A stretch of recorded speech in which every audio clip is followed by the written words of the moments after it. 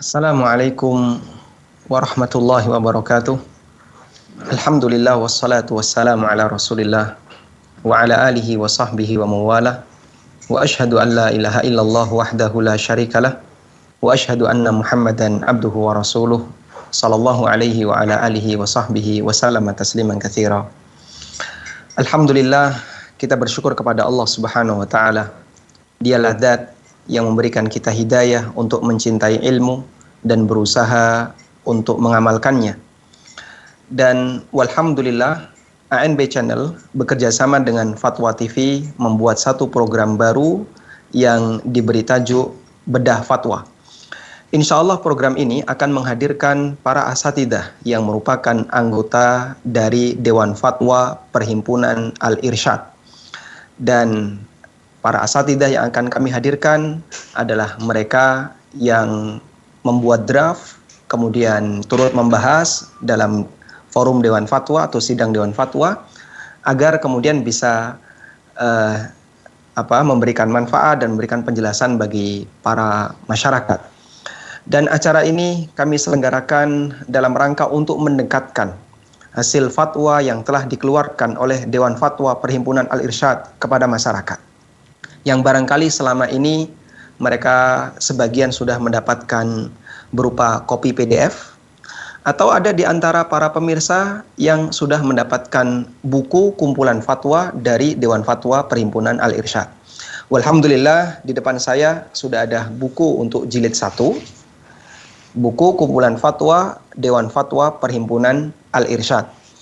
Dan untuk jilid 1 ini, tadi saya sempat memperhatikan, terdiri dari 19 fatwa. Dan insya Allah program ini bekerja sama dengan antara ANB Channel dengan Fatwa TV akan diselenggarakan melalui daring. Kami ANB Channel berada di Yogyakarta dan para asatidzah narasumber berada di daerahnya masing-masing. Alhamdulillah untuk saat ini kita terhubung langsung dengan Ustadz kita, Ustadzuna Al-Fadil, Ustadz Dr. Muhammad Arifin Badri, hafizahullah ta'ala. Assalamualaikum Ustadz. Waalaikumsalam warahmatullahi wabarakatuh. Ahlan marhaban bikum Ustaz. Ahlan bikum Ustaz. Bagaimana kabar Ustaz? Alhamdulillah sehat walafiat. Allah semoga antum juga senantiasa jaga Allah Subhanahu wa taala Ustaz. Amin Ustaz. Jazakumullah khairan, barakallahu fikum. Barakallahu fik. Kami ucapkan jazakumullah khairan kepada Ustaz Arifin Badri yang sudah memberikan waktunya, kesempatannya untuk bisa bergabung dalam acara ini. Dan pemirsa yang dimuliakan Allah Subhanahu wa taala, insya Allah acara ini akan kita selenggarakan sepekan sekali. Dan nanti kita akan hadirkan secara bergantian antara satu ustadz dengan ustadz yang lain. Semoga Allah Subhanahu wa taala memberikan kemudahan. Baik, untuk selanjutnya kita langsung bersama Ustadz Arifin Badri. Tayyib Ustadz, untuk sesi pertama, karena ini merupakan pertemuan yang pertama, kami berharap agar Ustadz memberikan prolog terlebih dahulu, muqaddimah, berkaitan dengan seperti apa sih Dewan Fatwa. Karena banyak orang yang pengen tahu latar belakangnya, ya, kenapa ini terbentuk, kemudian payung hukumnya di bawah organisasi apa, dan tentang Perhimpunan Al-Irsyad sendiri dengan Al-Irsyad secara organisasi apakah ada perbedaan, serta siapakah anggota dari Dewan Fatwa yang turut serta dalam memberikan makalah ya, untuk bisa disebarkan kepada masyarakat. Nah, tafadhal Ustaz. Barakallahu fiik Ustaz. Nah. Assalamualaikum warahmatullahi wabarakatuh. Alhamdulillah, salatu wassalamu ala Rasulillah wa ala alihi wa ashabihi wa man wala ma ba'du. Kaum muslimin, pemirsa Fatwa TV dan juga pemirsa ANB Channel yang semoga senantiasa rahmat Allah Subhanahu wa taala. Dewan Fatwa Perhimpunan Al-Irsyad adalah salah satu badan independen di bawah Perhimpunan Al-Irsyad atau Yayasan Perhimpunan Al-Irsyad yang berkomitmen untuk mengkaji, menelaah, dan juga merespon pertanyaan masyarakat perihal berbagai isu dan tema serta permasalahan agama. Karena memang masyarakat butuh dan para penuntut ilmu juga membutuhkan, serta kami anggota Dewan Fatwa juga merasa memikul tanggung jawab, memikul beban untuk menyampaikan ilmu yang Allah amanatkan kepada kami. Akan tetapi dalam berbagai masalah, berbagai tema, apalagi yang bersifat kontemporer, dibutuhkan kontribusi dan peran berbagai disiplin keilmuan, peran para ahli ilmu di berbagai disiplin keilmuan, karena memang masalah tersebut tidak bisa dikaji dari satu sisi saja. Perlu dikaji dari berbagai sisi keilmuan. Ada dari sisi keilmuan hadisnya, validasi dasar hukum. Kemudian juga ada dari sisi ilmu fikihnya, metodologi pendalilan dan pengkajian serta penyimpulan hukumnya. Kemudian juga perlu dikaji dari sisi motivasi dasarnya, yang itu sering identik dengan ilmu akidah atau ideologi, dan juga berbagai disiplin keilmuan yang lainnya.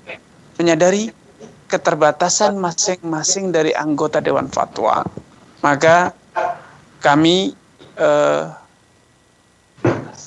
secara sadar bersatu dan bergabung dalam wadah ini, bukan dalam konteks membatasi diri, mengisolasi diri, tidak, akan tetapi karena kesamaan, ada mayoritas anggota Dewan Fatwa adalah dari latar belakang pendidikan yang sama-sama mengenyam pendidikan di Timur Tengah, dan latar belakang pendidikan ilmu agama yang serumpun, sehingga dengan duduk bersama, dengan berbagi dan sharing, diskusi, ini akan menghasilkan kesimpulan yang lebih akurat, lebih matang, jauh dari aspek emosional, dan juga pertimbangan yang bersifat parsial.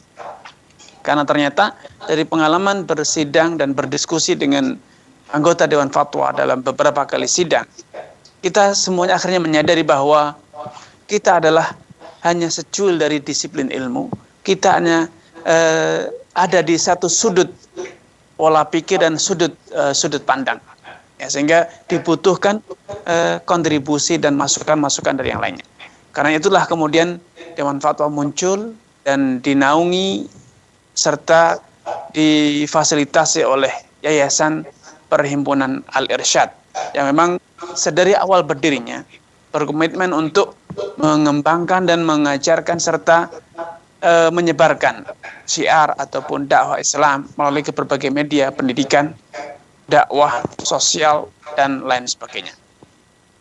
Dan alhamdulillah, Yayasan Perhimpunan Al-Irsyad berbesar hati, walaupun Dewan Fatwa ini satu lembaga yang baru lahir, tetapi Dewan Fatwa diberi kewenangan yang cukup luas sehingga dijadikan sebagai bagian yang independen, otonomi, badan otonomi dari Perhimpunan Al-Irsyad, yang bukan sekedar mengelola keuangan atau budgeting, tetapi juga dalam merumuskan SOP dalam menerbitkan fatwa ataupun dalam bersidang dan lain sebagainya. Ini adalah suatu hal yang perlu diapresiasi dari kebesaran hati Dewan Fatwa untuk, atau Perhimpunan Al-Irsyad untuk memberi fasilitas, mensupport dan mendukung agar Dewan Fatwa ini menjadi satu lembaga fatwa yang kredibel, lembaga fatwa yang profesional, dan lembaga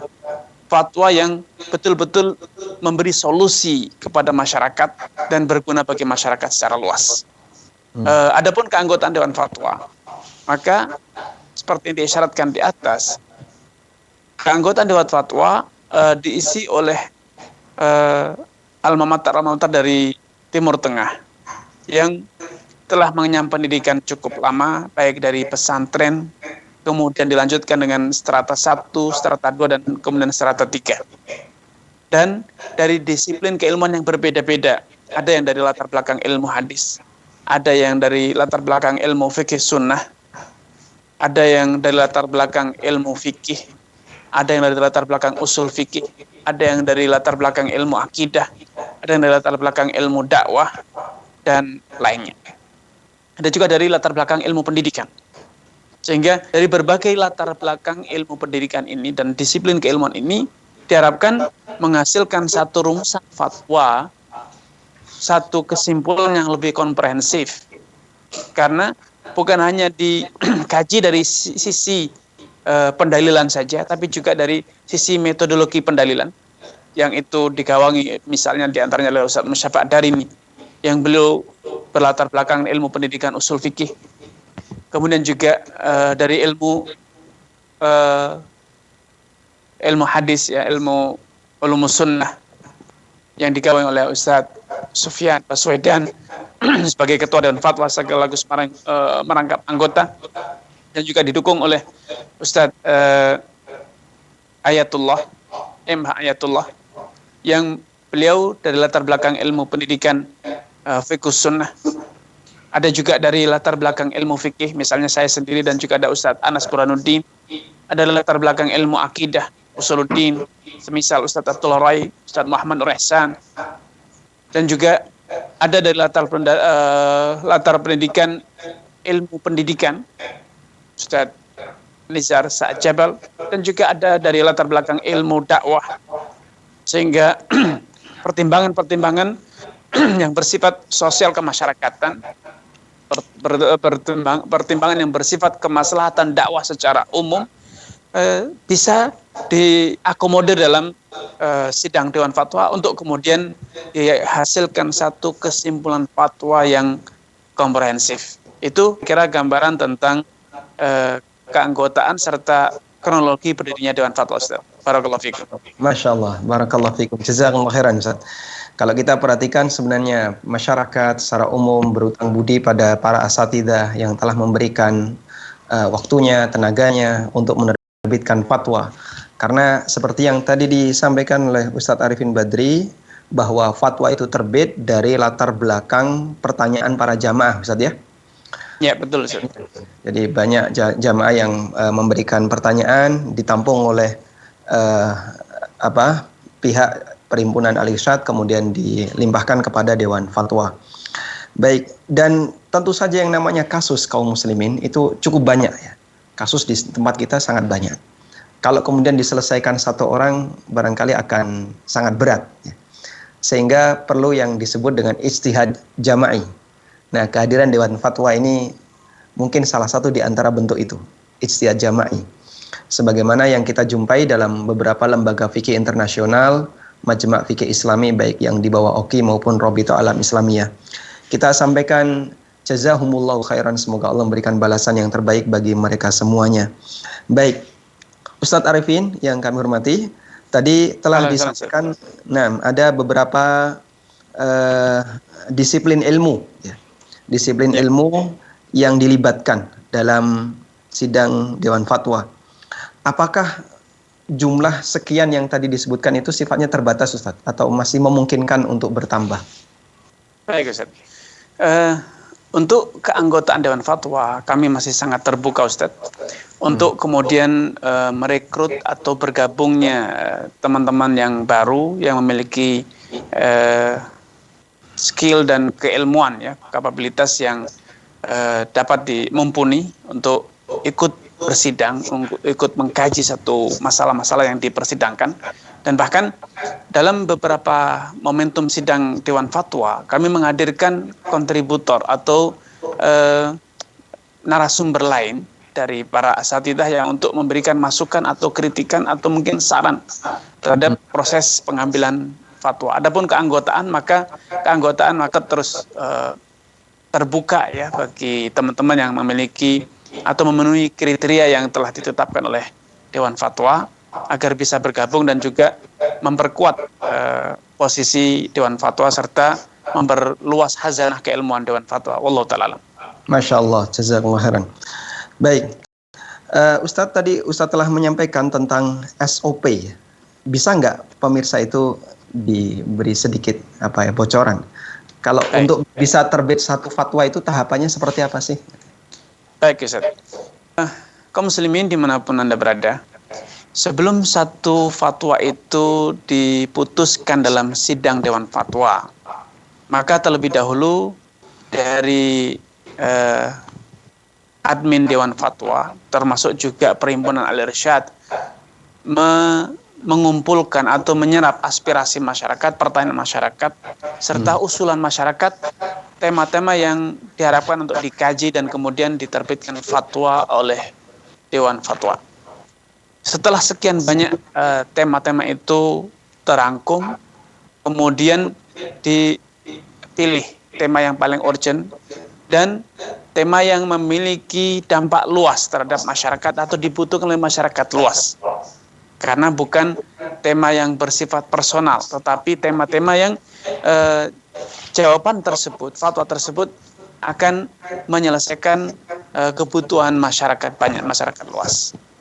Nah, setelah didapat tema-tema yang memang betul-betul dianggap urgent untuk disidangkan, maka dari pimpinan Dewan Fatwa akan mendistribusikan tema-tema itu kepada para anggota Dewan Fatwa sesuai dengan disiplin keilmuannya. Ketika tema itu lebih dominan tentang kajian akidah, maka didistribusikan kepada anggota Dewan Fatwa yang disiplin keilmuannya adalah ilmu akidah seperti Ustadz Muhammad Nur Ihsan, Ustadz Abdullah Rai, dan lain sebagainya. Kalau tema itu lebih kepada tema tentang hadis, validasi suatu dasar hukum, maka akan menjadi kajian atau bagian dari Ustadz Sofyan Baswedan ataupun Ustadz M. Ayatullah. Kalau itu berkaitan dengan ilmu fikih, maka menjadi bagian saya ataupun Ustadz Anas dan yang lain. Kalau itu berkaitan dengan ada kaitannya dengan masyarakat luas, dakwah bersifat sosial kemasyarakatan, maka seringkali itu akan didistribusikan kepada Ustadz Syafiq. Setelah masing-masing yang mendapatkan amanah untuk mengkaji, menyusun draft fatwa, satu artikel yang lengkap ya, dari berbagai sudut penilaian dan kajian, itu kemudian artikel itu disidangkan, dibagikan kepada semua anggota untuk dikaji, dibaca, dan ditelah ulang. Kemudian pada waktu yang telah ditetapkan, tema itu akan disidangkan, sehingga masing-masing akan memberikan kritikan, masukan, sanggahan, ataupun cara pandang yang berbeda dalam menilai dan mengkaji masalah. Sehingga dalam persidangan tersebut lebih boleh dikata serupa dengan sidang disertasi, Ustadz. Sehingga pemakalah harus mampu mempertahankan makalahnya, harus mampu menjawab, dan juga harus terbuka, lapang dada menerima masukan-masukan, saran-saran, dan juga sudut pandang yang berbeda dari anggota-anggota Dewan Fatwa yang lain. Kadang satu tema karena memang itu bercabang, diminta lebih dari satu anggota untuk mengkajinya, menyusun draft, dan kemudian masing-masing menyampaikan presentasinya untuk dikomparasikan dan juga didiskusikan secara terbuka. Hingga dalam sidang Dewan Fatwa, Dewan Fatwa itu kalau boleh dikatakan sangat sengit ya, karena terjadi saling bantah-membantah dan juga saling adu argumentasi yang cukup alot seringkali. Namun semua itu bukan dalam konteks adu otot ataupun unjuk gigi kebolehan, tetapi itu adalah diskusi ilmiah. Ketika sidang selesai, diskusi ditutup, maka tidak ada yang namanya telinganya masih merah atau ototnya masih tegang atau kecewa, saya kata itu tidak ada, karena memang diskusinya diskusi yang bersifat ilmiah, Ustaz. Masya Allah, jazakallah khairan. Dan sedikit menambahkan, Ustaz, ketika satu tema tidak selesai dalam satu sidang, kadang disidangkan dalam satu sidang, ternyata tidak tercapai kata sepakat, maka dipending lagi untuk dikaji ulang. Dan masing-masing anggota pun mengkajinya secara lebih lanjut lagi, berdasarkan atau berbekalkan dengan makalah yang telah disiapkan untuk disidangkan di sidang yang selanjutnya. Baik. Sehingga pengambilan keputusan tidak selalu dalam satu sidang, tetapi kadang ada dipending menjadi 2 kali sidang. Misalnya contoh kasus uang pangkal, itu kebetulan saya sendiri yang menyiapkan artikelnya dan juga mempresentasikannya, itu harus disidangkan 2 kali. Sidang sekali tidak tercapai kata mufakat, kemudian makalah harus direvisi ulang, ditinjau dengan mengakomodir berbagai masukan anggota Dewan Fatwa, dan selanjutnya di sidang selanjutnya disidangkan ulang. Dan alhamdulillah setelah 2 kali sidang,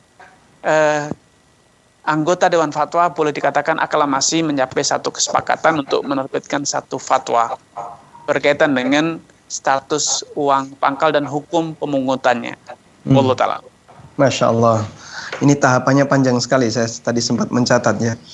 Baik, Ustadz, ketika sebuah fatwa sudah diterbitkan, apalagi yang sudah tercetak jadi buku seperti ini, apakah itu berarti semua anggota Dewan Fatwa sepakat dengan yang tertulis, Ustadz? Ya. Berarti baik Ustadz Ami ya. Ketika satu kesimpulan itu telah dicapai ya, maka yang pasti bahwa mayoritas anggota itu telah menyepakatinya, itu minimalnya.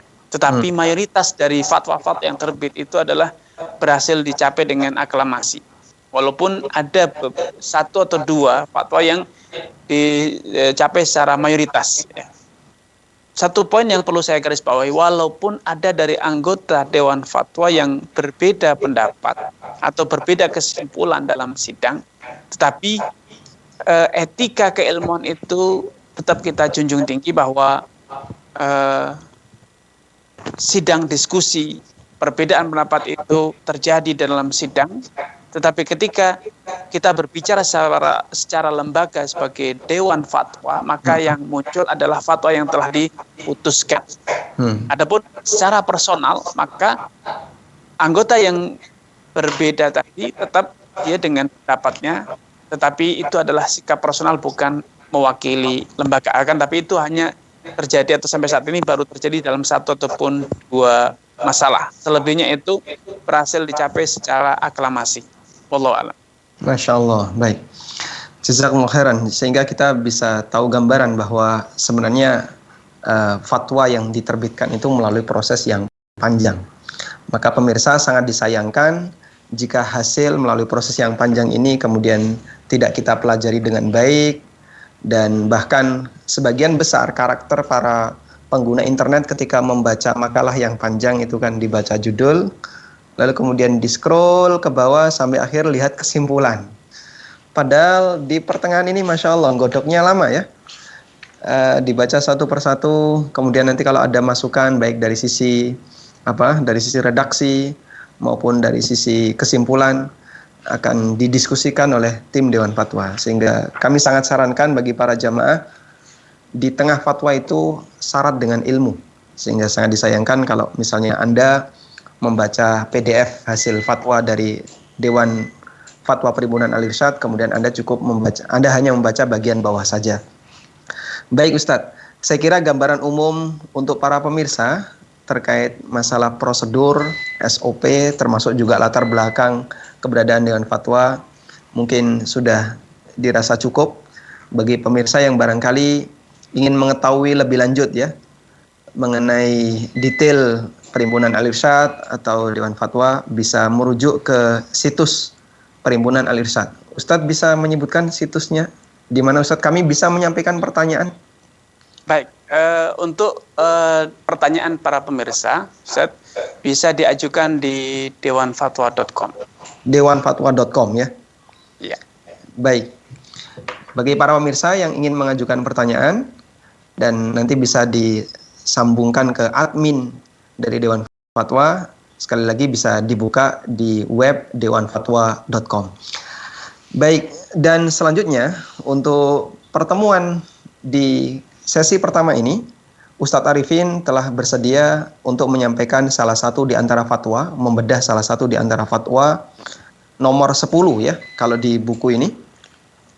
Jadi kalau buku yang sudah ada di hadapan saya, buku kumpulan fatwa dari Dewan Fatwa Pusat Perhimpunan Al-Irsyad ini terdiri dari 19 fatwa. Dan untuk saat ini insya Allah Ustadz Dr. Arifin Badri akan membedah fatwa nomor 10. Fatwa nomor 10 berkaitan tentang berlakunya hukum masjid pada masjid pemerintah, mal, perusahaan, atau yang serupa. Baik, kami berikan kesempatan bagi Ustadz untuk memberikan pemaparan materi kurang lebih 30 menit dan berikutnya nanti kita akan sambung dengan sedikit tanya jawab. Falyatafaddal ilaihi mashkura. Tafaddal Ustaz. Baik, Taufik Ustaz. Assalamualaikum warahmatullahi wabarakatuh, kaum muslimin dan pemirsa Fatwa TV dimanapun Anda berada. Berkaitan dengan fatwa nomor 10 Dewan Fatwa Perhimpunan Al-Irsyad yang berkaitan dengan status masjid-masjid ataupun musola-musola yang ada di perkantoran, ada di perusahaan atau di mal, di pasar, di pusat perbelanjaan, seringkali menimbulkan kontroversi. Kontroversi dari hal misalnya apakah disunahkan untuk sholat tahiyatul masjid di dalamnya. Kemudian kedua, apakah wanita haid dan nifas boleh duduk di dalamnya.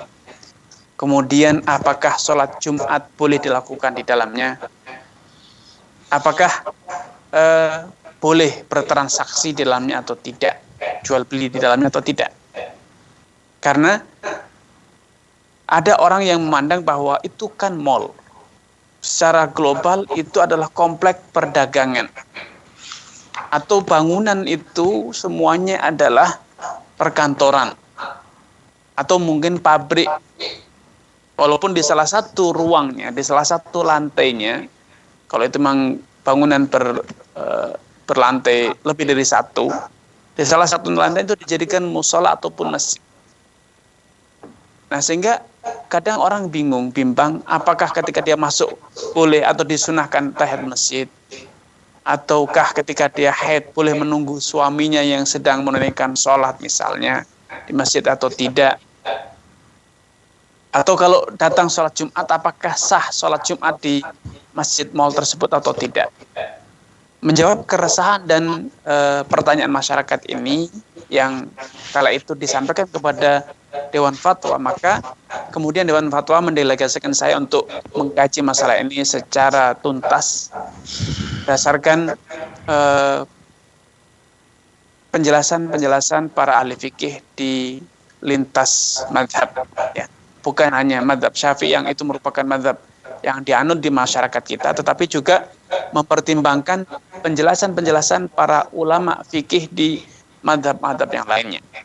Setelah saya lakukan kajian secara mendalam, saya dapatkan bahwa para ulama jauh-jauh hari ternyata sudah memberikan penjelasan secara tuntas bahwa yang namanya tempat sholat itu tidak ada batasannya. Yang penting suci, yang penting bukan tempat yang menjadi tempat melakukan perbuatan maksiat, ya. Bukan tempat untuk penyembahan, tempat untuk pemujaan kepada selain Allah, bukan tempat-tempat untuk melakukan hal yang sejenis. Ya. Ketika kita mendirikan sholat di tempat yang suci, maka secara bahasa itu dikatakan masjid, yaitu tempat sujud atau musola, tempat untuk sholat. Sehingga secara tinjauan umum umat Islam boleh sholat di mana saja, yang penting suci, ya, yang penting suci, dan bukan tempat yang diperkhususkan untuk apa? Untuk penyembahan berhala, bukan tempat sajian dan yang jenis. Agar tidak terjadi celah perbuatan kultus ataupun penyembahan kepada selain Allah. Ini secara bahasa. Semua itu dikatakan musola, dikatakan masjid, tempat sujud. Sehingga Nabi SAW mengatakan waju'ilat liyal ardu masjidan wa tahura. Bumi ini dijadikan sebagai tempat sujud bagiku dan juga media yang suci, boleh digunakan untuk bertayamum. Tetapi tentu kajian kita dan yang dimaksud oleh masyarakat bukan sebatas itu, bukan sebatas boleh tidaknya sholat di satu tempat, tetapi sahkah kita sholat Jumat di sana? Disyaratkankah kita sholat tahiyatul masjid? Karena tentu sebutan masjid, sebutan musola, secara tinjauan syariat memiliki definisi yang berbeda. Bukan sekedar tempat yang suci, Karena kalau sekedar tempat yang suci, maka ladang pun juga boleh menjadi tempat sujud. Rumah pun menjadi tempat sujud. Artinya boleh dijadikan masjid. Sebagai contoh misalnya Utsman bin Malik radhiyallahu taala anhu, salah seorang sahabat yang buta, sehingga beliau kerepotan untuk selalu pergi ke masjid. Sehingga kadang kala beliau sholat di rumah. Sehingga ketika Nabi SAW datang berkunjung ke rumahnya Utsman bin Malik, beliau meminta kepada Nabi SAW untuk memilihkan satu tempat di rumahnya dijadikan sebagai musola. Ya, beliau mengatakan, ya Rasulullah, ana rajulun dharirul basar, fasalli ya Rasulullah fi baiti makanan attakhidhuhu musola. Ya Rasulullah, aku itu orang yang buta, maka aku mohon kepada engkau agar engkau sholat di satu tempat di rumahku untuk aku jadikan seterusnya sebagai tempat aku menunaikan sholat di dalam rumah. Yang dimaksud musola di sini adalah tempat yang dikhususkan di dalam rumah, seperti yang sekarang ada di berbagai rumah-rumah umat Islam ya. Ada ruangan khusus yang digunakan untuk tempat musola. Ya, di situ disediakan sarung, disediakan mukena, sajadah yang terus-menerus ada di situ digunakan untuk sholat keluarga tersebut, terutama bagi kaum wanita ataupun ketika sholat sunnah. Nah, ini terjadi di zaman para sahabat dan ini merupakan satu hal yang disunnahkan ya. Kita memilih satu tempat atau mengkhususkan satu tempat di rumah kita untuk mendirikan sholat-sholat sunnah bagi yang mampu. Tapi kalaupun tidak, maka di ruang manapun kita boleh sholat selama suci. Nah, ini namanya musola rumah atau masjidul buyut, masjid dalam rumah. Dan itu tidak berlaku hukum masjid. Hingga ketika wanita sedang haid boleh duduk di situ, sedang nifas boleh duduk di situ, transaksi jual beli mubah dilakukan di sana. Karena itu bukan masjid secara istilah, tapi secara bahasa tempat sholat ataupun tempat sujud.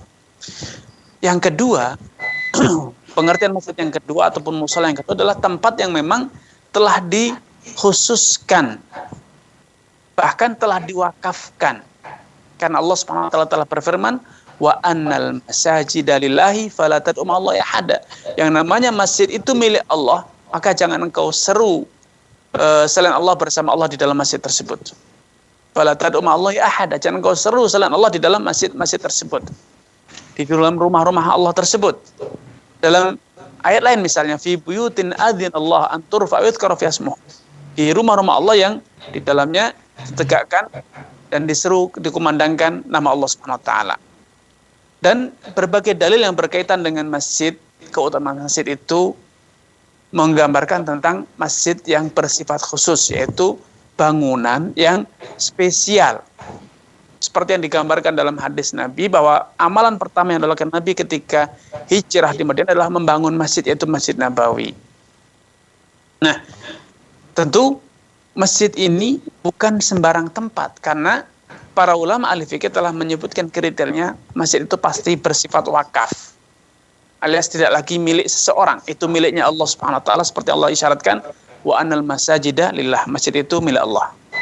Yang kedua, peruntukannya pun tidak dapat dirubah karena telah diperuntukkan untuk masjid ya. Kecuali ada alasan-alasan yang emergensi, yang bersifat kuat untuk memindahkan masjid tersebut ya, bukan mengalihkan fungsikan untuk hal lain, misalnya sudah tidak perlu lagi masjid, tapi memindahkan masjid atau tukar guling masjid. Ya, itu yang dibolehkan oleh para ulama. Intinya, masjid yang kedua adalah masjid yang bersifat permanen. Nah, perlu kita pilah masjid ataupun musala yang di perkantoran ataupun di perusahaan atau di mall, dari masjid yang telah bersifat permanen, dari bangunannya pun telah berbentuk masjid, ataupun memang dari pengembangnya, pemilik gedungnya telah diikrarkan lantai tersebut secara khusus telah dijadikan sebagai masjid, sudah ada ikrar wakaf, maka jelas ini berlaku masjid. Demikian pula di perusahaan ataupun di perkantoran yang sudah ada dibangun masjid, maka itu tidak diragukan lagi berlaku hukum masjid. Ya. Adapun misalnya satu lantai atau sebagian ruangan yang dijadikan sebagai tempat sholat 5 waktu oleh karyawan ataupun pengunjung mall. Nah, ini yang perlu dipastikan, apakah itu telah dipermanenkan telah ditetapkan sebagai tempat yang permanen walaupun tidak berbentuk masjid, hanya berbentuk ruangan yang kemudian didekor, diberikan interior, terkesan itu masjid, padahal bentuknya hanya ruangan saja, hanya satu lantai. Kalau memang dari pengembang, dari pemilik perusahaan telah menetapkan itu tempat permanen untuk masjid, maka berlaku hukum masjid, ya, berlaku hukum masjid. Sehingga bagi kaum muslimin yang ingin menunaikan sholat Jumat, maka boleh menunaikan sholat Jumat tersebut. Bagi kaum muslimah yang sedang datang bulan, maka tidak boleh duduk di tempat tersebut karena itu hukum masjid, berlaku hukum masjid. Seiring dengan niat pengembang atau niat pemilik gedung yang menjadikannya sebagai tempat peribadatan umat Islam atau yang disebut dengan masjid, atau kalau itu skalanya kecil seringkali diistilahkan dengan musalla. Walaupun secara tinjauan syariat penamaan atau membedakan antara masjid dengan musalla, kalau musalla itu kecil, masjid besar, masjid itu digunakan untuk sholat Jumat, ini secara tinjauan itu hanya faktor tradisi atau budaya saja. Secara hukum sama berlaku masjid. Kalau dalam literasi fikih klasik, pembedaannya itu dengan sebutan masjid jami' dan masjid ghairu jami'. Masjid yang digunakan untuk sholat Jumat dan masjid yang tidak digunakan untuk sholat Jumat. Namun di negeri kita istilahnya lebih familiar dengan sebutan musalla itu kalau kecil, kalau masjid yang digunakan untuk sholat Jumatan disebut dengan masjid. Adapun dalam istilah para ulama terdahulu, dalam istilah hadis, yang namanya musalla itu lapangan untuk sholat Jumat, untuk sholat Id, untuk sholat jenazah, untuk sholat istisqa, itu namanya musalla, yaitu lapangan. Kalau masjid, walaupun kecil, maka disebut masjid. Kalau berupa bangunan, itu disebut masjid walaupun kecil. Yang digambarkan dalam hadis, man bana lillahi baitan banallahu lahu baitan fil jannah walau kama fahsi qatah, kata Nabi. Siapapun yang telah membangun masjid sebagai rumah Allah, sebagai tempat kita beribadah kepada Allah, maka Allah akan beri imbalan berupa dibangunkan rumah atau istana di surga kelak, walaupun masjid yang dia bangun itu kama fahsi qatah, sangat kecil seperti sangkar burung, seperti sarang burung, sangat kecilnya, sangat kecil sekali misalnya. Nah, kalau Anda bertanya apa yang membedakan antara masjid yang telah dipermanenkan, diniatkan untuk sebagai tempat permanen ibadah umat Islam, dari masjid yang bersifat sementara tadi, sehingga yang bersifat sementara tidak berlaku hukum masjid, maka jawabannya sederhana, yaitu sabda Nabi SAW, innamal a'malu binniyat wa innamal likulli imri'in ma nawa. Setiap amalan itu pastilah ada niatnya, diiringi dengan niat dan maksud serta tujuannya.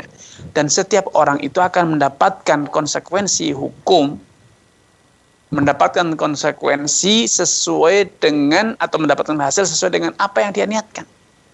Sehingga ketika pengembang atau pemilik perusahaan atau pemilik perkantoran tersebut memang hanya meniatkan sementara, sehingga selagi kosong dijadikan untuk tempat sholat. Tapi ketika sudah ada peruntukan khusus, maka akan segera dipindahkan ke tempat lain. Maka ini berarti dia memang tidak meniatkannya untuk sebagai masjid dan tidak ada niat untuk wakaf. Berbeda halnya dengan orang yang memang sedari awal ketika membangun mall atau membangun perkantoran, dia sudah memperuntukkan karena memang warga ataupun pengunjung butuh terhadap fasilitas tersebut, dia bangun fasilitas atau fasum berupa masjid. Maka ini berlaku hukum masjid sesuai dengan niatnya. Walaupun ini perlu dicatatkan lagi bahwa pengembang bisa jadi non-muslim, pemilik mall bisa jadi non-muslim, pemilik perusahaan bisa jadi non-muslim. Ya, tidak masalah. Walaupun secara ideologi dia tidak menganut agama Islam, tetapi dia sudah berniat untuk menghibahkan atau mengkhususkan sebagian fasilitas yang dia miliki sebagai masjid, sehingga tercakup keumuman hadis innamal a'malu binniyat wa innamal likulli imri'in ma nawa. Dia meniatkan untuk menjadi masjid, maka jadilah masjid. Adapun diterima tidak diterima di sisi Allah, dia mendapat pahala atau tidak mendapat pahala di sisi Allah, maka itu urusan akhirat. Kita berbicara tentang hukum dunia. Dia niatkan untuk masjid, dia niatkan untuk itu diperuntukkan untuk masjid, maka tidak masalah. Ya, tidak masalah itu menjadi masjid.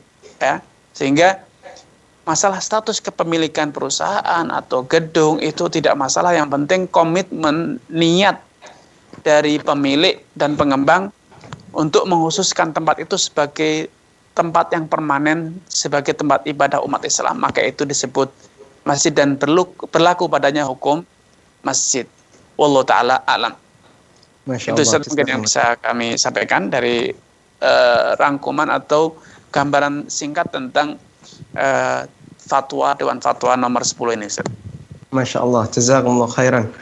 Jadi pemirsa, penjelasan beliau adalah keterangan ringkas ya dari fatwa yang telah diterbitkan oleh Dewan Fatwa Perhimpunan Al-Irsyad nomor 10.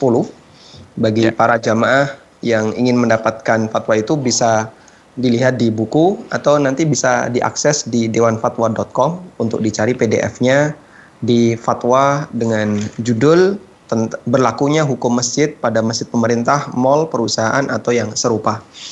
Baik, ada beberapa pertanyaan yang ingin kami sampaikan kepada Ustadz.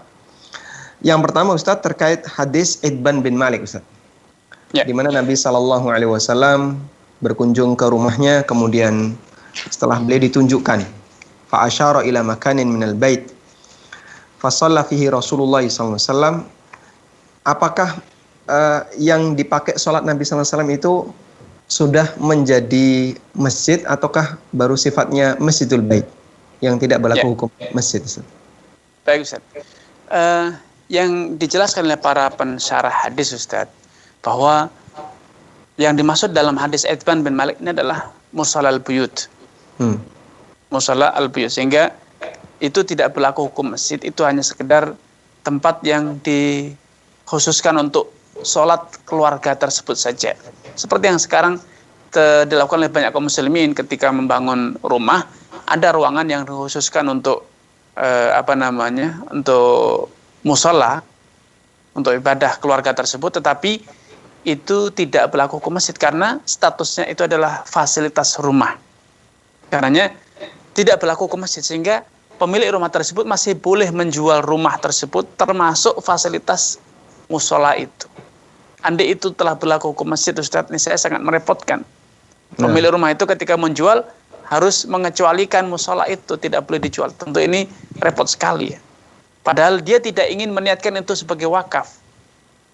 Dia hanya sekedar untuk membagi ruang, tata ruang, ini tempat ibadah agar lebih nyaman, sehingga setiap kali sholat sudah kondusif, tempatnya bersih, nyaman, harum, fasilitas ibadah yang lainnya, ada sarung, ada sajadah, itu sudah tersiapkan di tempat tersebut. Iya, tersedia. Masya Allah. Baik, jazakumullah khairan. Selanjutnya terkait tadi Ustadz Arifin telah menyampaikan bahwa perbedaan masjid di kantor atau mall adalah dari sisi niat developernya atau pemiliknya. Betul. Apakah untuk dipermanenkan ataukah tidak dipermanenkan. Berarti kami ingin menegaskan kembali, apakah yang dimaksud dipermanenkan itu berarti diwakafkan? Ya. Ada satu poin penting Ustadz. Ketika niat itu atau amalan dalam Islam itu sudah dianggap sah ketika yang beramal itu sudah berniat tanpa harus mengikrarkannya apalagi melegalkannya. Legalitas itu faktor formalitas saja Ustaz. Sehingga kalau sudah diikrarkan di misalnya di Kemenak atau KUA, maka itu legal secara hukum positif. Tetapi secara keabsahan dalam hukum agama, kalau dia sudah meniatkan bangunan itu, apalagi desainnya sudah dikondisikan betul-betul bangunan masjid berbentuk masjid, bahkan bangunan yang terpisah dari gedung mal, di berbagai mal pun ada seperti itu, maka itu sudah sah secara hukum menjadi masjid, walaupun tidak diikrarkan wakaf ke Kementerian Agama atau ke kantor KUA ya. Sehingga tidak terbit dokumen ikrar wakaf, tetapi secara hukum itu sah sudah menjadi wakaf. Karena niat itu, walaupun itu hal yang sangat fundamental dalam Islam, dalam hukum Islam, tetapi niat tidak boleh merubah fakta, tidak boleh bertentangan dengan fakta. Seperti halnya orang berzina, itu contoh ekstrimnya, dia tidak boleh meniatkan saya menggauli istri sendiri.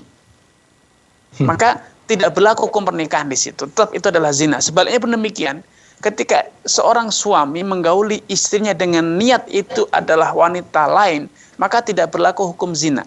Walaupun dia niatkan. Niat tidak bisa bertentangan dengan fakta. Nah, kalau faktanya seorang yang pembangun atau developer, pengembang ataupun pemilik mall telah meniatkan dan faktanya seperti itu, bangunannya berupa masjid atau lantai tersebut sudah didesain seperti halnya masjid, ya, interiornya, eksteriornya sudah dikondisikan sedemikian rupa, kemudian dia pun mengizinkan dan bahkan memfasilitasi untuk dilangsungkannya sholat 5 waktu, bahkan sholat Jumat sebagai fasilitas agar pengunjung mal, penghuni apartemen tersebut merasa nyaman, maka ini sudah menjadi satu fakta yang tidak terbantahkan, walaupun belum dilegalkan. Ya. Itu menjadi fakta bahwa tempat tersebut adalah masjid, sehingga tidak lagi berlaku hukum bangunan biasa, ya itu, tapi sudah berlaku hukum masjid, karena memang faktanya didukung oleh niat oleh pengembang itu adalah untuk masjid. Baik, Masya Allah. Jadi artinya beliau wakaf secara sah dengan melihat indikator tindakannya, Ustaz, ya? Betul, dan bisa jadi jika dia sudah mengutarakan secara lisan, secara tulisan bahkan sudah ditulis masjid, ya. Itu bahkan di petunjuk arah di gedung-gedung tersebut, di lorong-lorong sudah ditunjukkan arah masjid, masjid atau musola, ya. Atau musola, dan kemudian fasilitasnya pun lengkap, dan memang sudah ada ditunjuk imam masjidnya, ada bahkan mungkin pengembang itu menggaji imam masjid, menggaji marbot, ya di situ untuk kemudian terlaksana sholat 5 waktu dan sholat Jumat, Ustaz. Masya Allah. Baik. Kemudian ini ada pertanyaan, Ustadz, mengenai sekelompok kaum muslimin, terutama yang berada di luar negeri, yang mereka jauh dari masjid kota tersebut, karena ini berada di negara non-muslim. Ya. Kemudian mereka berada di negara minoritas. Mereka menyewa sebuah gedung untuk dijadikan sebagai tempat sholat jamaah dan seterusnya, termasuk Jumatan. Apakah ini bisa dihukumi sebagai masjid? Ya. Secara hukum terjadi kontroversi di kalangan para ulama, dan ini sebetulnya sudah ada dalam draft di fatwa ini, Ustaz, tentang status wakaf yang tidak permanen, di mana misalnya orang yang menyewa gedung baik di negara minoritas muslim ataupun negara minoritas muslim, ketika penyewa mewakafkan gedung yang dia sewa untuk dijadikan masjid, apakah berlaku hukum masjid atau tidak? Apakah itu sah sebagai wakaf atau tidak? Para ulama sepakat bahwa namanya masjid itu harus wakaf, kepemilikannya milik Allah Subhanahu wa taala, bukan milik personal. Ya. Nah, sedangkan namanya gedung sewa itu hak guna yang masa berlakunya itu hanya sementara. Setahun, 2 tahun, 10 tahun, 20 tahun, ataupun kalaupun lama-lamanya 50 tahun bisa jadi. Tapi itu tidak permanen. Apakah wakaf boleh yang tidak permanen semacam ini? Mayoritas ulama mengatakan tidak. Harus permanen, harus selama-lamanya, berdasarkan riwayat dari Nabi SAW ketika beliau memberikan arahan kepada Umar bin Khattab ketika hendak berwakaf. Ihbis aslah wa tasaddaq bi thamaratiha. Ihbis yaitu wakafkan fisiknya dan sedekahkan hasil panennya. Itu ketika beliau ingin mensedekah wakaf berupa ladang pertanian atau kebun kurma. Kemudian berdasarkan dalil ini, mayoritas ulama mengatakan bahwa salah satu kriteria wakaf adalah hartanya bersifat permanen, terus-menerus, atau yang disebut dengan ta'bid atau mu'abbad. Sehingga tidak lagi bisa kembali atau tidak lagi ada masa berlakunya wakaf. Karena masa berlakunya wakaf adalah selama-lamanya. Itu persepsi atau pemahaman mayoritas ulama. Tetapi dalam mazhab Malikiyah, dan itu dikuatkan oleh Imam Ibnu Taimiyah rahimahullah, bahwa kata-kata habs, kata-kata ta'bid atau permanen ini tidak sepenuhnya bisa difahami atau diartikan secara mutlak, artinya hingga hari kiamat kelak, tidak.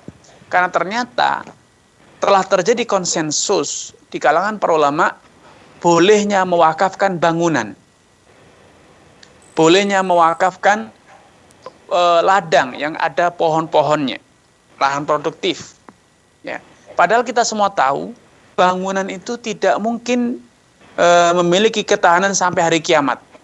Paling 100 tahun itu bangunan yang sangat kuat sekali. Tapi mayoritas kalaupun rumah, ya rumah itu ya paling kisaran 30 tahun, 40 tahun gedung itu sudah tidak layak huni.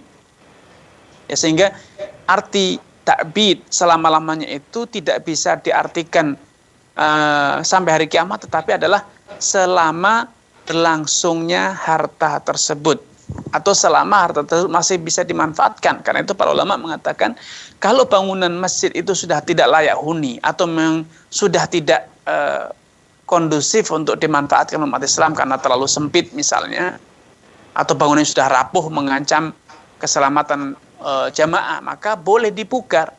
Artinya pewakaf pertama wakafnya dihancurkan, diganti dengan pewakaf kedua yang membangun, membiayai pembangunan atau pemugaran masjid tersebut. Dan itu disepakati para ulama boleh. Bahkan Khalifah Umar bin Khattab pernah memugar masjid Nabi.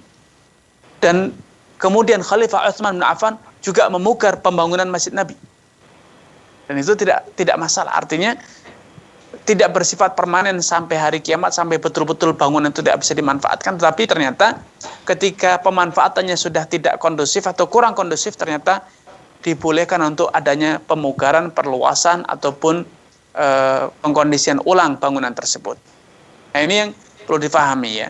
Artinya dalam literasi fikih Maliki bahwa bangunan sewa atau gedung sewa boleh diwakafkan, hak guna sewanya boleh diwakafkan, termasuk diwakafkan untuk peruntukan masjid. Sehingga kalau penyewa telah mewakafkan gedung yang dia sewa selama masa sewanya untuk dimanfaatkan sebagai masjid, maka berlakulah hukum masjid. Itu pendapat yang diajarkan atau difatwakan dalam mazhab Maliki dan dikuatkan oleh Al-Imam Ibnu Taimiyah rahimahullah. Dan secara tinjauan dalil ini cukup kuat sekali. Karena faktanya tidak ada bangunan yang bersifat permanen ila yaumil qiyamah. Pasti ada masa gunanya ya. Ketika masa itu telah tercapai, maka biasanya gedung itu sudah tidak layak lagi untuk digunakan. Allah. Dan faktanya sekarang di lapangan, betapa sering kaum muslimin memugar dan memugar lagi bangunan yang masih layak, tapi kurang maksimal. Dibuka lagi, dihancurkan, dibangun ulang. Dan ini tidak kemudian menghalangi status wakaf ya. Tidak ada kriteria saya akan wakaf, bangun masjid, dan selama masjid masih bisa dipakai, tidak boleh dipugar, tidak ada. Wallahu a'lam. Baik. Berarti secara pribadi kesimpulan Ustadz Arifin, wakaf yang sifatnya terbatas tadi untuk sewa gedung, apakah bisa disebut masjid? Ya, dalam fatwa ini pun sudah disampaikan itu bahwa secara tinjauan dalil bangunan atau hak guna bangunan atau sewa itu boleh diwakafkan, ya, sehingga itu berlaku hukum wakaf, berlaku hukum wakaf dan berlaku hukum masjid pula. Wallahu a'lam. Masya Allah, Alhamdulillah. Sehingga menjawab banyak pertanyaan dari para pemirsa, terutama yang berada di beberapa daerah di mana tempat sholatnya, tempat jumatannya adalah lokasi sewa ya, seperti di perkantoran atau di daerah-daerah minoritas. Baik Ustadz, tadi Ustadz Ami, Ustadz, di halaman 177 pemirsa bagi yang sudah memiliki buku kumpulan fatwa ini bisa dilihat dan dibaca. Di sini saya sudah mengetengahkan, atau di fatwa ini sudah diketengahkan syarat takbid, yaitu bersifat permanen atau selama-lamanya dalam wakaf. Di situ telah disebutkan kontroversi di kalangan ulama, dan kemudian juga diketengahkan pendapat yang lebih relevan, lebih kuat secara tinjauan dalil, yang itu juga menjadi pertimbangan dalam menerbitkan fatwa ini. Wallahu a'lam. Masya Allah, Alhamdulillah. Baik. Tayyib. Selanjutnya tadi Ustadz telah menyampaikan tentang kepemilikan dari sebuah gedung, mal maupun perkantoran maupun yang lainnya yang itu dimiliki oleh non-muslim. Ya. dan statusnya sah apabila non-muslim ini berniat untuk menyediakan satu space tertentu sebagai masjid. Akhirnya tempat itu sah sebagai masjid. Apakah itu bisa dihukumi sebagai wakaf dari non-muslim atau dihukumi sebagai apa, Ustaz? Baik. Ustaz Amin, secara tinjauan fikih memang terjadi perbedaan pendapat di kalangan para ulama. Apakah wakafnya orang non-muslim ketika mereka berwakaf membangunkan masjid? Misalnya ada perusahaan, saham perusahaan itu miliknya non-muslim semuanya. Atau misalnya ada personal non-muslim, dia berwakaf, saya membangunkan masjid untuk umat Islam. Karena dia tinggal di tengah-tengah umat Islam, dia merasa aman, merasa kondusif, dia membantu. Memang mayoritas ulama mengatakan tidak sah sebagai wakaf, dan itu berdasarkan hadis dan dalil-dalil yang cukup banyak ya, yang mengatakan bahwa orang kafir non muslim apapun agamanya itu amal ibadahnya tidak diterima oleh Allah Subhanahu wa taala. Namun perlu diluruskan di sini bahwa wakaf itu bukan hanya dikaji secara diterima tidak diterima di sisi Allah Subhanahu wa taala, mendatangkan pahala tidak mendatangkan pahala, bukan sekedar ditinjau dari sebagai ibadah semata, sehingga ketika salah satu syarat ibadah itu tidak terpenuhi maka tidak diterima secara mutlak. Itu bukan seperti sholat, bukan seperti puasa, ya, bukan seperti haji yang merupakan ibadah mahdhah, ibadah yang murni ibadah. Tetapi wakaf ataupun pembangunan masjid itu ada ibadah yang bersifat sosial, memberi kemanfaatan kepada orang lain. Sehingga ibadah wakaf bukan ibadah murni hubungan kita dengan Allah, tetapi ibadah wakaf juga ada aspek-aspek sosialnya, memfasilitasi umat Islam, memudahkan orang yang beribadah, memberikan kenyamanan kepada orang yang beribadah. Ini adalah aspek-aspek sosial. Sehingga kita harus melihat dari sisi lain, bukan sekedar diterima tidak diterimanya ibadah, sah tidaknya sah ibadah tersebut, tetapi juga manfaat yang didapat.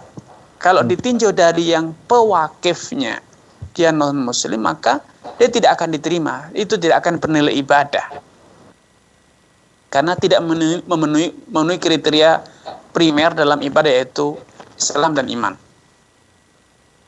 Tetapi kalau dilihat dari sisi sosialnya, di mana kaum muslimin menjadi nyaman beribadah, kaum muslimin mendapatkan tempat yang kondusif untuk beribadah, dan faktanya kaum muslimin juga menjalankan ibadah tersebut.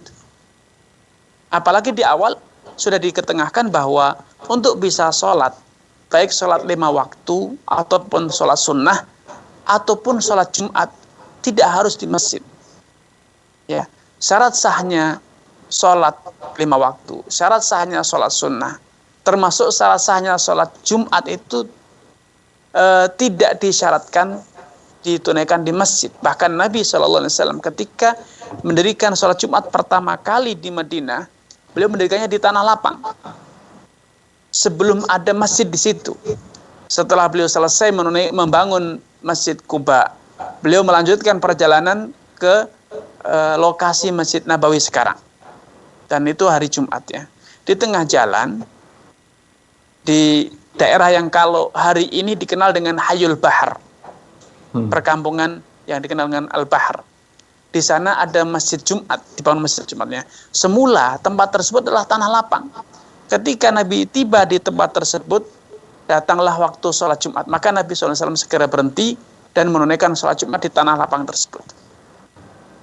Itu sebagai dalil nyata bahwa untuk sholat Jumat tidak harus di masjid, dimanapun tempat yang kondusif, maka sah untuk menunaikan sholat masjid, walaupun keutamaan memakmurkan masjid, keutamaan sholat Jumat tentu akan berkurang kalau ditunaikan di selain masjid, misalnya di aula atau di gor atau di lapangan tanah terbuka ya. Karena kita kehilangan faktor masjidnya, tetapi faktor masjid bukan syarat sahnya sholat Jumat. Wallahu a'lam.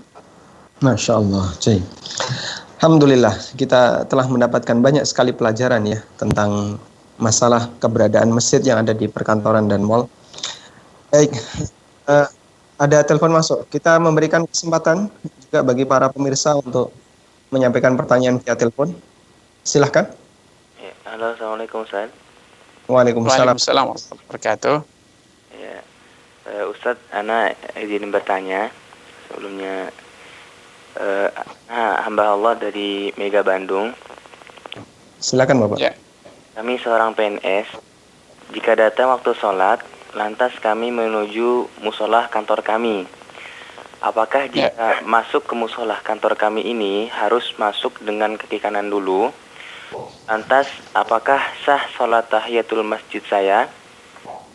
Oh ya, kondisi musolah kantor ini jika hari Sabtu dan Ahad itu libur, alias tutup dan tidak ada yang sholat, juga imamnya ganti-ganti atau tidak tetap Ustaz. Lantas apakah musolah ini termasuk masjid Ustaz? Jazakumullah khairan Ustaz. Baik. Barakallahu fiikum. Tafadhal Ustaz. Baik Ustaz Ami. Ini pertanyaan ya betul-betul sesuai dengan tema kita, bahwa kita harus bedakan, dan Anda yang lebih tahu tentang kondisi kantor Anda dan musola kantor Anda. Apakah musola itu permanen, memang dikondisikan oleh perkantoran Anda sebagai musola yang permanen ataupun masjid yang tidak akan lagi berganti fungsi ya, atau sekedar ruang kosong yang dimanfaatkan. Kalau itu sekedar ruang kosong yang dimanfaatkan, maka tidak perlu tahiyatul masjid. Tidak disunahkan untuk membaca doa masuk masjid, juga termasuk mendahulukan kaki kanan atau kaki kiri, karena tidak disebut dengan masjid. Itu hanya sekedar ruang kosong saja yang lagi kosong yang dimanfaatkan untuk tempat ibadah, tetapi itu bukan masjid. Adapun kalau itu sudah memang dipermanenkan, sudah diplotting oleh kantor Anda, oleh pengelola gedung Anda, itu sebagai fasilitas umum, sebagai fasum umat Islam untuk menunaikan sholat, sehingga itu bersifat permanen, maka itu berlaku hukum masjid. Boleh disyarahkan tahiyatul masjid, ketika masuk baca doa masjid, ya masuk masjid, ketika keluar juga baca doa keluar dari masjid. Wanita haid tidak boleh menetap di tempat tersebut, dan seterusnya. Wallahu ta'ala alam. Baik, keberadaan hari Sabtu dan Ahad yang di mana masjid itu dikosongkan, apakah mempengaruhi hukum Ustaz? Keberadaan hari Sabtu dan Ahad yang kosong itu tidak lebih buruk dibanding keberadaan masjid-masjid umat Islam hari ini. Masya Allah. Ya. Banyak masjid-masjid Islam hari ini yang bukan sekedar Sabtu Ahad, bahkan setiap hari pun kosong selain hari Jumat. Setiap hari tidak ada yang mengumandangkan adzan. Itu banyak masjid-masjid yang kita sepakat itu masjid, tapi sangat disayangkan jamaahnya, masyarakat sekitarnya tidak lagi peduli dengan sholat berjamaah di masjid tersebut. Wallahu ta'ala. Masya Allah. Alhamdulillah. Jazakumullah khairan. Baik, silakan. Assalamualaikum. Waalaikumsalam warahmatullahi wabarakatuh. Ustadz, saya mau tanya, ketika kami sedang berada di mal dan melewati waktu azan zuhur atau asar, maka kami pun bergegas menuju tempat sholat di mal tersebut. Kemudian di ruang sholat wanita, ada beberapa wanita yang berbicara bisnis atau bahkan bertransaksi bisnis. Nah Ustadz, apakah bisnis di ruang sholat mal ini terlarang? Terima kasih Ustadz. Ya. Barakallahu fiik. Wa'atakumullah. Baik, serupa dengan pertanyaan sebelumnya, kalau itu tempat yang memang sudah dipermanenkan sebagai musola, ya, bukan sekedar ruang kosong yang dimanfaatkan, maka berbincang-bincang tentang urusan dunia, termasuk orang bisnis, itu termasuk hal yang terlarang di masjid. Ya. Rasulullah SAW menyatakan, "Idza ra'aitum man yatabaya'u fil masjid faqulu lahu la arbahallahu tijaratak." Kalau engkau melihat orang yang sedang berniaga, berjual beli di masjid, maka katakan kepadanya, semoga Allah tidak memberkahi perdaganganmu. Dahulu Ibrahim An-Nakhai rahimahullah kalau menyaksikan orang yang berbincang-bincang tentang perniagaan di masjid, beliau segera menghardiknya dan mengatakan, alaika bisukid dunya fa inna hadza sukul akhirah. Hendaknya engkau segera berpindah ke pasar dunia, sedangkan ini adalah pasar akhirat, tempat kita berniaga dengan Allah Subhanahu wa taala untuk menggapai surganya. Karena Allah telah berfirman, innallaha ashtara minal mu'minina anfusahum wa amwalahum bi anna lahumul jannah. Allah itu telah menebus, menjanjikan tebusan kepada umat Islam bagi jiwa, raga, dan harta mereka. Apa tebusannya? Berupa surga. Ya, sehingga orang yang pergi ke masjid, sholat, itu setidaknya dia sedang berniaga, tapi perniagaan yang spesial, yaitu perniagaan dengan Allah untuk mendapatkan imbalan berupa surga. Kita bukan berniaga dengan membeli surga dengan harta, tetapi dengan menunaikan ibadah kepada Allah Subhanahu wa taala.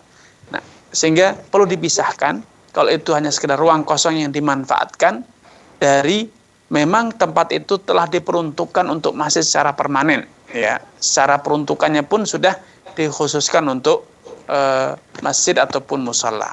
Wallahu taala alam. Baik.